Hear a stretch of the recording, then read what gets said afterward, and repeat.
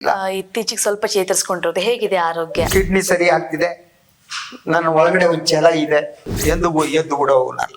ಹಲವು ಚಾನೆಲ್ಗಳು ಕಟ್ಟಿದವ್ ನಾನು. ಸುವರ್ಣ ನಾನೇ ಸ್ಟಾರ್ಟು, ನಾನೇ ಫೌಂಡರು. ನೀವು ಯುವ ಪೀಳಿಗೆಗೆ ಏನಾದ್ರು ಒಂದು ಸಂದೇಶವನ್ನ ಕೊಡೋದಾದ್ರೆ? ಬದುಕಿನಲ್ಲಿ ಸಂದೇಶ ಕೊಡೋದಕ್ಕೆ ನನ್ನ ನಂಬಿಕೆ ಇಲ್ಲ. ಈ ಸಂದೇಶ ಕೊಡುವವರು ರಾಜಕಾರಣಿಗಳು ಮತ್ತು ಮಠಾಧೀಶರು ಮಾತ್ರ. ನಾನು ಎರಡೂ ಅಲ್ಲ. ನಮ್ಮ ಸಲುವಾಗಿ ನಾವು ಬದುಕಿದ್ರೆ ಮಾತ್ರ ನಾವು ಜಗತ್ತಿಗೆ ಏನಾದ್ರು ಮಾಡಕ್ ಸಾಧ್ಯ. ಕನಸು ಕಾಣುವುದು ಇದೆಯಲ್ಲ, ಬಹಳ ಬಹಳ ಮುಖ್ಯವಾದ. ಬದುಕಿನಲ್ಲಿ ಕನಸು ಕಾಣಬೇಕು. ಈ ರಾಜಕಾರಣಿಗಳು ಕನಸು ಕಾಣಲಾರು. ಸಮಾಜ ಹೇಗಿರ್ಬೇಕು ಅಲ್ವಾ? ಇಲ್ವೇ ಇಲ್ಲ. ನಮಗೆ ರಾಜಕೀಯವಾಗಿ ಯಾವ್ದು ಲಾಭ ಆಗುತ್ತೆ, ಯಾವ್ದಾಗಲ್ಲ, ಅದು ಬಿಟ್ಟು ಮೂರನೇದಿಲ್ಲ ಅವರಿಗೆ. ಸೊ ಯುವ ರಾಜಕಾರಣಿಗಳ ಮೇಲೆ ಯಾವುದೇ ಭರವಸೆ ಇಡಲಾರದ ಒಂದು ವಾತಾವರಣ ಇದೆ. I don't argue, it was horrifying. ಮೊದಲು ಆ ರೀತಿ ಇರಲಿಲ್ಲ. ಯಾಕಂದ್ರೆ ಮೊದಲು ಒಂದು ಹೋರಾಟದ ನೆಲೆಗಟ್ಟಿನಿಂದ ಬಂದದ್ದಿದೆಯಲ್ಲ.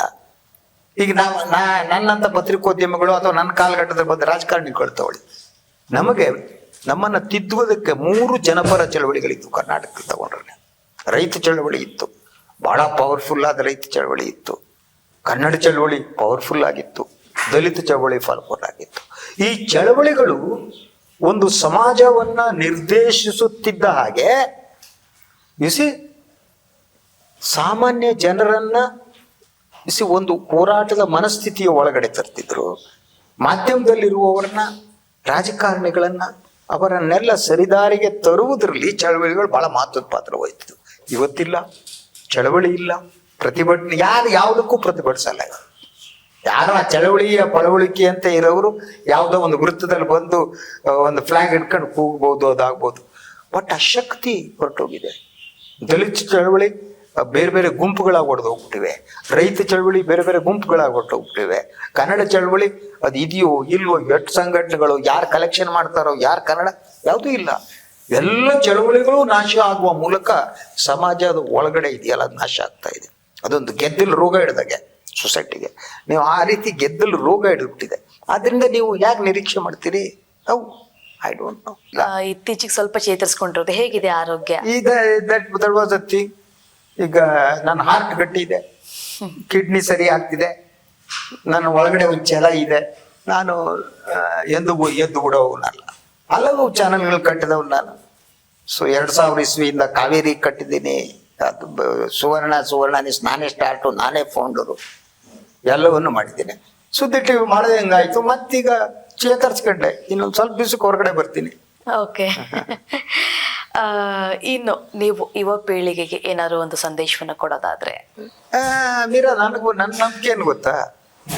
ಬದುಕಿನಲ್ಲಿ ಸಂದೇಶ ಕೊಡೋದಕ್ಕೆ ನನ್ನ ನಂಬಿಕೆ ಇಲ್ಲ. I don't do that. ಈ ಸಂದೇಶ ಕೊಡುವವರು ರಾಜಕಾರಣಿಗಳು ಮತ್ತು ಮಠಾಧೀಶರು ಮಾತ್ರ. ನಾನು ಎರಡೂ ಅಲ್ಲ. ನಾನು ಯುವಕರಿಗೆ ಹೇಳ್ಬಲ್ಲೆ, ನಿಮಗೆ ನೀವು ಪ್ರಾಮಾಣಿಕರಾಗಿರಿ. ನಿಮ್ಮ ಹೃದಯ ಏನು ಹೇಳ್ತೋ ಆ ಮಾತನ್ನು ಕೇಳಿ. ನಮಗೆ ಒಳಗಡೆ ಒಂದು ಪಿಸು ಮಾತು ಅಂತ ಇರುತ್ತೆ. ಆ ಮಾತು ದೇವರು ನೀ ಅಲ್ಲ, ನೀ ಈಶ್ವರ, ನೀನು ಈಶ್ವರ. ಆ ಪಿಸು ಮಾತನ್ನು ಕೇಳಿಸ್ಕೋಬೇಕು. ಆ ಪಿಸು ಮಾತು ಬಹಳ ಮುಖ್ಯವಾದ್ದು. ಮತ್ತೆ ನೀವು ಜಗತ್ತಿಗೆ ಸಲುವಾಗಿ ಬದುಕಬೇಡಿ, ನಿಮ್ಮ ಸಲುವಾಗಿ ನೀವು ಬದುಕಿ ಅಂತ. ನಮ್ಮ ಸಲುವಾಗಿ ನಾವು ಬದುಕಿದ್ರೆ ಮಾತ್ರ ನಾವು ಜಗತ್ತಿಗೆ ಏನಾದ್ರು ಮಾಡಕ್ ಸಾಧ್ಯ. ಆದ್ರೆ ನಮಗೊಂದು ಈ ಶಿಸ್ತಿನ ಹೆಸರಿನಲ್ಲಿ ಸಣ್ಣ ಇರ್ಬೇಕಾದ್ರೆ ತಲೆಯಲ್ಲಿ ತುಂಬಿಟ್ಟಿರ್ತಾರೆ. ನೀನು ನಿಸ್ವಾರ್ಥಿಯಾಗು, per se, all these things are bullshit. ಮೊದಲು ನೀನು ಉಸಿರಾಡ್ಸು, ಕಲ್ತ್ಕೊ. ನಿಮ್ಮನ್ನ ಬದುಕಿರ್ಬೇಕಾದ್ರೆ ಕೆಲವು ಮೌಲ್ಯಗಳನ್ನ ಬದುಕು ಬಹಳ ಮುಖ್ಯವಾದ್ದು. ಮೌಲ್ಯಗಳ ಬದುಕಿನಲ್ಲಿ ಇರಬೇಕು. ಆ ಮೌಲ್ಯಗಳ ರೀತಿ ಬದುಕಬೇಕು, ಸಂತೋಷವಾಗಿ ಬದುಕಬೇಕು. ಎಲ್ಲ ಸಿದ್ಧಾಂತಗಳಿಗಿಂತಲೂ ಬದುಕು ಬಹಳ ಮುಖ್ಯ, ಬಹಳ ಇಂಪಾರ್ಟೆಂಟ್ ಬದುಕು. ಆದ್ರಿಂದ ಆ ಬದುಕಿನ ನಿಷ್ಠೆ ಬೇಕು ಅಂತ ಓಡೋಗೋದಲ್ಲ. ಹೇಗ್ ಬೇಕಾದ್ರೂ ಬದುಕಬಹುದು ಮನುಷ್ಯ. ಎಷ್ಟು ಸಂತೋಷವಾಗ್ಬೋದು. ನಿಮ್ಮ ಸಂತೋಷವನ್ನು ನೀವೇ ಕಂಡ್ಕೋಬೇಕಷ್ಟೇ. ನೊಬಡಿ ಕ್ಯಾನ್ ಹೆಲ್ಪ್ ಯು. ನೀವು ನಿಮ್ಮ ಸಂತೋಷ ಬೇರೆ ಮೇಲೆ ಡಿಪೆಂಡ್ ಆಯ್ತು ಅಂದ್ರೆ ಡೋಂಟ್ ಡಿಪೆಂಡ್.